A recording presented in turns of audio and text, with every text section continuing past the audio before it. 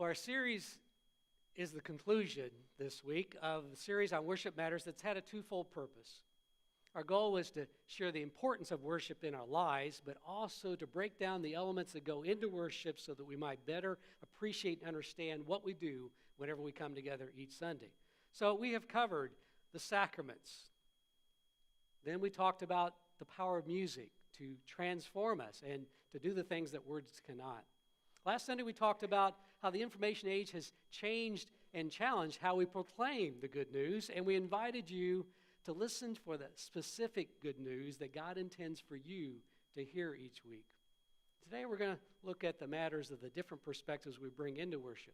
But we're beginning each sermon with a little tidbit or piece of information about how worship is important to our lives. The first week we talked about how research has showed that those persons who go to worship regularly live longer and healthier lives. We shared the stark statistic that said that people that do not go to worship at all have twice as much of a chance to die prematurely than those who do go regularly. Last week we talked about how worship is something God desires from us, not that God needs it, but God desires it, much like a parent enjoys hearing your kids say, "I love you." So when we come to worship, it's a way that we are reciprocating that love because God is love, and it's complete when it goes back and forth between us. So worship is a way we say we love. The last thing I'd like to share today is thinking about the importance of thankfulness. We know how important, we've talked before about how critical having an attitude of thankfulness does change our attitude. It creates a positive attitude for us. It's part of why we tend to live longer and healthier, because we learn to look for the things to be thankful for. And think about all the places that we do write thank yous. We write thank yous for wedding presents, for birthday gifts. We write thank yous when someone's made a contribution in honor and memory of someone at a funeral. We thank people for business contacts, housewarming gifts, or a nice dinner, or someone's paid for our dinner. We write those thank yous out because someone has gone and given that extra bit to us. So I'd like for us to think about worship as that way that we say thank you back to God for all the extra He does for our personal lives and also for our world. We thought it'd be an appropriate way to end our worship series today by inviting you to do this symbolically and formally by writing a thank you to God. I assume you've got a thank you card in your worship bulletin. I invite you to pull it out, find a pen or pencil. Hopefully there's one in the seats in front of you. And during my time of speaking here, I think you can do two things at once, right? Write a thank you note. Or if you have to, write at the end of the service and bring it forward. We're going to invite you during the last hymn to come forward, or you can drop it off afterwards. And drop that thank you note. Write something to God that you're most thankful for. It doesn't have to be deep, doesn't have to be profound. You don't have to sign it. If you want to sign it because it means more to you, go ahead. Our staff will pray over these on Wednesday morning, okay? So write a thank you. Now, for our message today, I'd like for us to think about, and I guess I just need to be transparent about what inspired this series and what I want to accomplish today. And that came from a conversation that happened, a very important conversation that I think was very helpful. You see, several months ago, Jeff Wright, our music director, had, with the encouragement of the choir, I blame all of you as well, okay, that he wanted to try to slow down, soften the applause after they do an anthem because they wanted it to be heard not as a performance. They didn't want people to think we're performing, but they saw what they do as an act of service because God has given them gifts, and they share those gifts for the glory of God. And so when they hear applause, sometimes they feel like you're applauding them instead of praising God. So put even up on the screen at the end of the anthem, please hold your applause. Now the interesting thing is every choir I've been a part of throughout my ministry has felt exactly the same way. They've complained to me about people applauding, and I basically told them, you just have to grin and bear it because there's no way I can stop it. So I was pretty surprised when it seemed that Jeff had fairly well negotiated that, and boy, was I wrong. Because after a while, I started getting some emails, very carefully worded emails, that shared that they weren't too happy with that prohibition.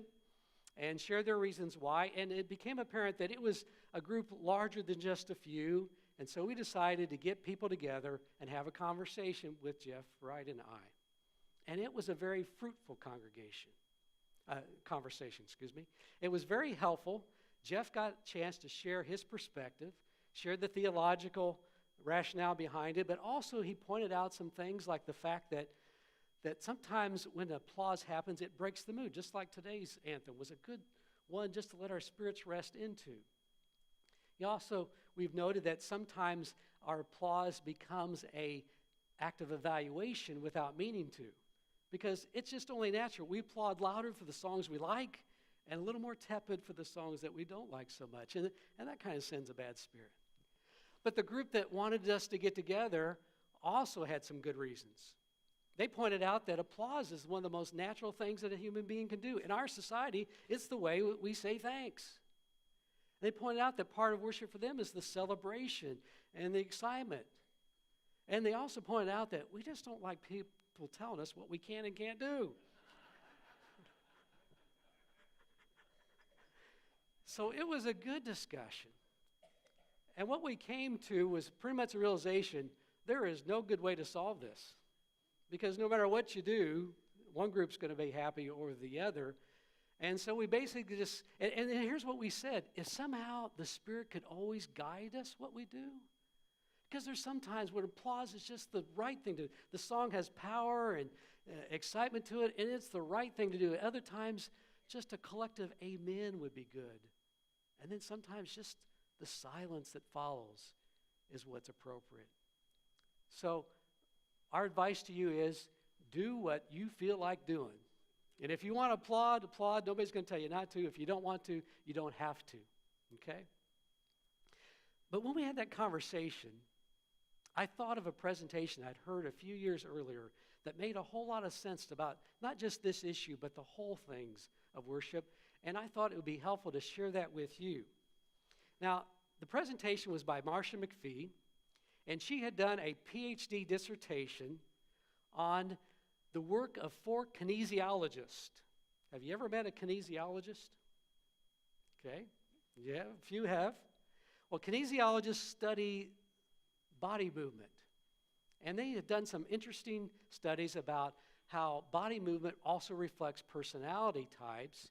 And Marcia McPhee got a hold of that, and as part of her movement into becoming an ordained pastor, because she was a professional dancer, she saw a connection between body movement and our theology of God, our image of God.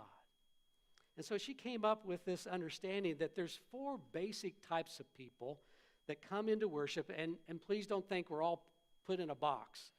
You're going to relate to some of these boxes more than others.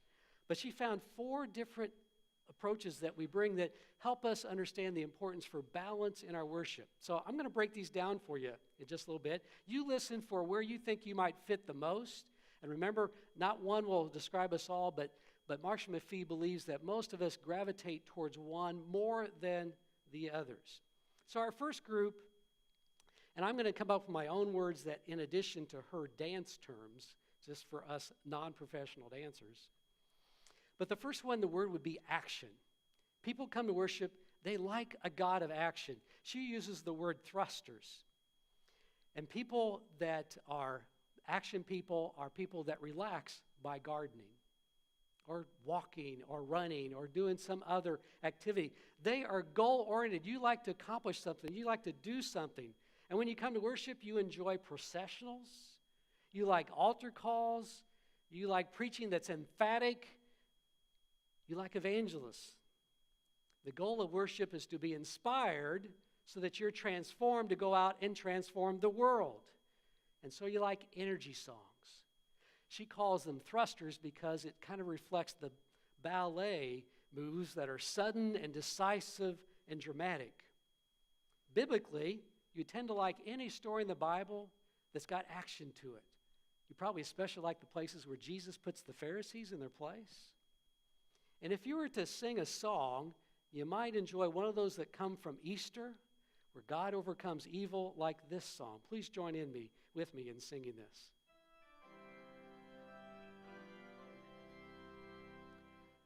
Lord,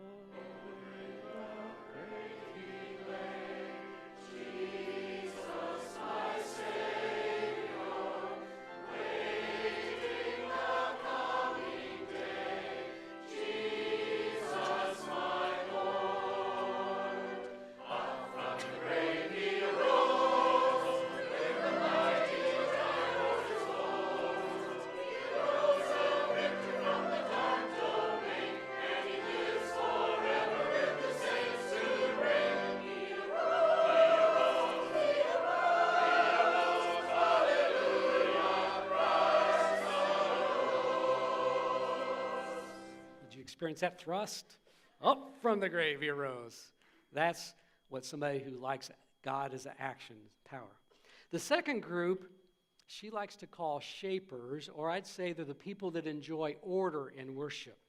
Now, you might know you fit in this group if you noticed that the Bible's not centered on this altar. Anybody notice that? And if you did, it's probably driving you nuts, right?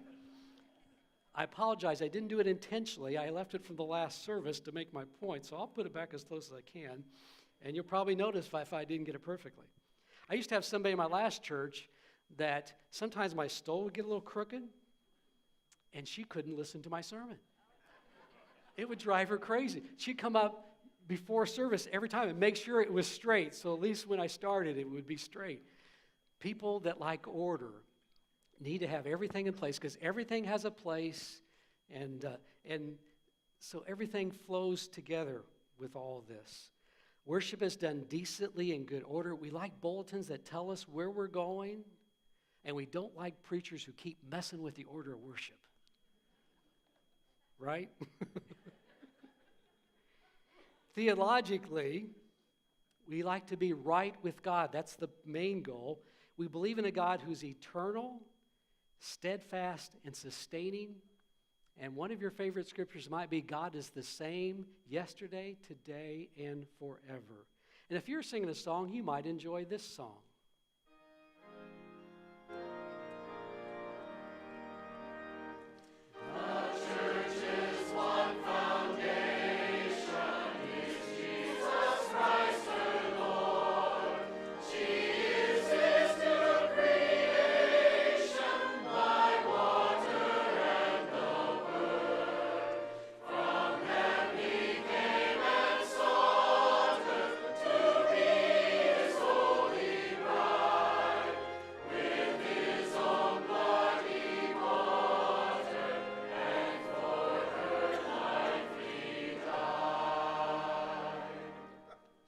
The third group are people whose brains tell them when a song's going, their body has to be moving. Marshall McPhee calls them swingers. I call them people who like celebration. They're playful, emotional. Creativity is a word they use often. They're less focused on time. They don't have to be done with service in 1 hour. As long as the worship's good, it can keep on going. They're expressive. Some songs you'll see them swaying to the rhythm. And worship has a place, it's a place to feel and find relationship with God and others. They're about participation, interaction, personal connection. They like the spontaneous elements in worship. Their God is a God of hope and possibilities.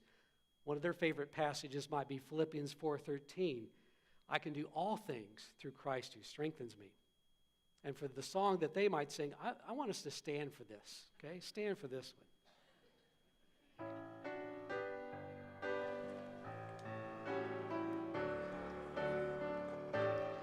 Lord, prepare me to be a sanctuary, pure and holy, tried and true, with thanksgiving. I'll be a living sanctuary for you. Lord, prepare me to be a sanctuary, pure and holy, tried and true. With thanksgiving, I'll be a living sanctuary for you. Now, before you sit down, did you notice anybody around you swaying? You're a swinger. Melissa, you're a swinger. All the way. I saw a swinger up there. Swinger, you can sit down.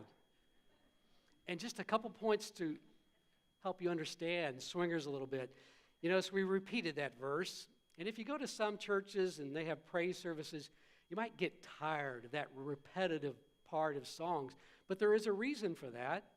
And the reason is that these songs, it takes a while to get into the mood of the song. And so when you sing it the second time, you relax. You don't have to worry about the words that are coming up. and also it allows you to focus and concentrate on your connection with God as well as with others. So that is the rationale behind some of that repetition. The last group, Marshall McPhee likes to call hangers. I like the dominant word of presence. God is about a God of presence. They are people that just go with the flow. They like the language of being, of comfort, of silence, reflection. They might be somebody who likes to walk a prayer labyrinth, or maybe they like prayer walking. They like prescribed silence. They like guided prayers in worship. For them, worship's about going deeper with God. And worship's a place to just come and be. As a matter of fact, you'll find many like to sit along the back. I just thought it was because you're heathens. But the real reason is that you like to hang out and take in the whole. You like to see who is and who isn't here. It's a good reason to sit in the back. So I won't look at you heathens anymore. Welcome to it. You're just worshiping the way that you need to worship. Your favorite Bible passage could be a Romans 8:28. We know that all things work together for good for those who love God and are called according to his purpose. And you might like this song.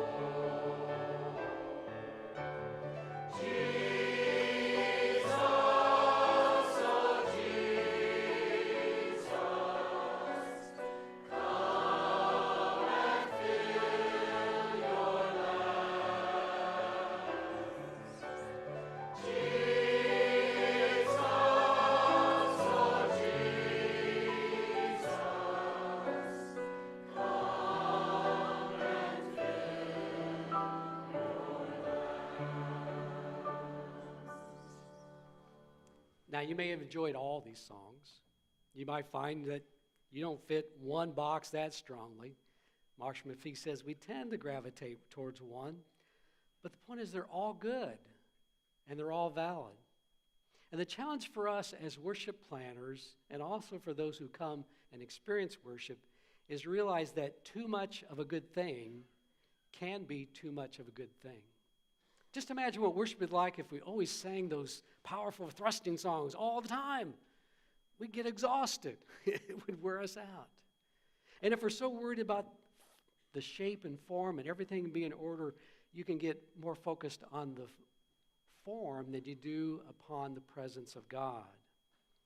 And if every song was about swinging, our focus could become upon emotion and not about connecting with the world that is outside. Too much of a good thing can be too much of a good thing. The importance is to find balance. Now, the challenge is we can't do all four of these every single Sunday. That'd be hard to do. So our hope, our goal is that over the course of several weeks, over the course of a series, that we experience all four of these somewhere, someplace. And I think the important point for all of us to hear is to have the tolerance, the flexibility, the depth of understanding to realize that the very thing that we just might find not all that exciting and we just could do without could be the very thing that connects someone else to God. Because this isn't just about preferences. This is about spiritual formation. So keep in mind that some things may not be your thing, but they might be someone else's thing. And pray that we find that balance in our worship, in our community of faith, and in our spirits. Let me send you home with this one last thought. I've tried to share with you these things so that you can see worship through the eyes of someone else. And so the focus has kind of been how we experience worship. But let's keep one thing in mind always, which is the point that we started with. When we come together to worship, the real audience is God. It's not us. It's not about us. It's about God. So may we always direct our hearts and minds, whether through song, through words, through what's in our spirits, towards the living God who calls us together as his people. Let's pray.